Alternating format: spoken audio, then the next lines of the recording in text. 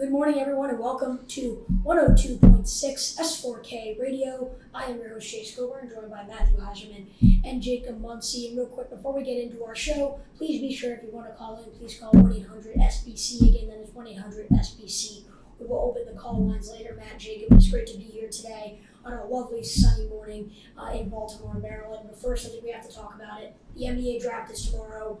Who is going number one overall? Because we have a lot of possible options here, with Atlanta looking at many different players to take a number one. Matt, who do you see Atlanta going with?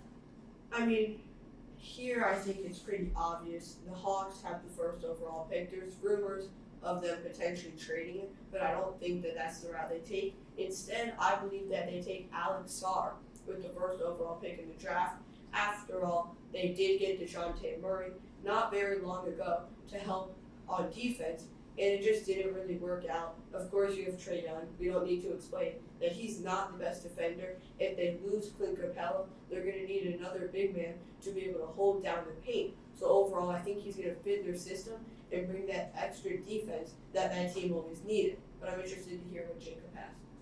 Yeah, I'm going to have the same thing. I think you got to go with Alex Sarr. He's basically the best pick available. I know that they said he didn't train with the Hawks, but I don't think that's really going to change up anything. You're going to need some help on defense because Trae Young is not obviously going to help out that whole lot on the defense.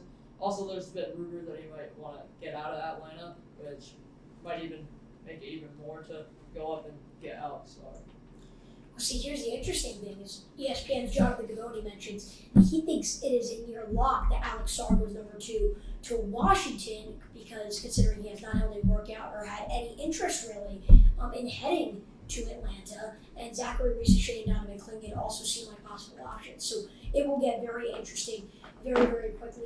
Say they want to trade the pick though, what do you think would be the right package? I mean, if they trade it, I think they're going to have to trade it with the San Antonio Spurs. Give the Spurs the first overall pick, and then I know that there's been a lot of talk about them potentially taking Clingan to go with Wemby, so I think that would be the move there. Absolutely, we are going to open up the call lines though, and let's see, we will have a caller pretty shortly. Yeah, I mean, I think that could be a very interesting move. I mean, the NBA draft is tomorrow. Many different things can happen because this is a draft that doesn't seem to have the one clear superstar. We do have a call from Columbia, Maryland. Take it away. Hello. Hi, welcome. I was wondering, why do you think the Atlanta Hawks would want to go with a win-now player? Because it seems that they don't really want to be built around Trae Young, and Trae Young doesn't really want to, be built. He wants to win. So why do you think they won't just go with a win-now player, like Donovan Clingan maybe?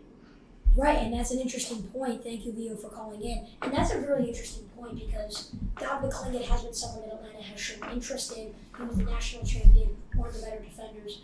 At UConn, Jacob, I want to go to you. Do you think that could be a possible option? Do you think he would really make this team a contender if you add him to this offense? Or to the team in general? Well, you already have a big man in Clint Capella. I feel like he's a pretty good defender. Maybe you want to have 2 7-footers on the team.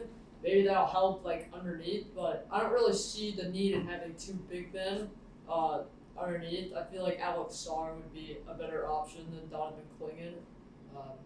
Matt, you have a point here? But then again, what you said, Sarr is also a big man, so I don't know if that works. Yeah, but then another point is when you look at Clingan, you see that there's a pretty high floor in which I think he's going to be a good NBA player from the start. But then the ceiling's just not there. And if you're going to take the first overall pick in a draft that people are calling a lackluster draft, you might as well just take the risk and go for the potential there. So that's why I think that it would be better to take Sarr.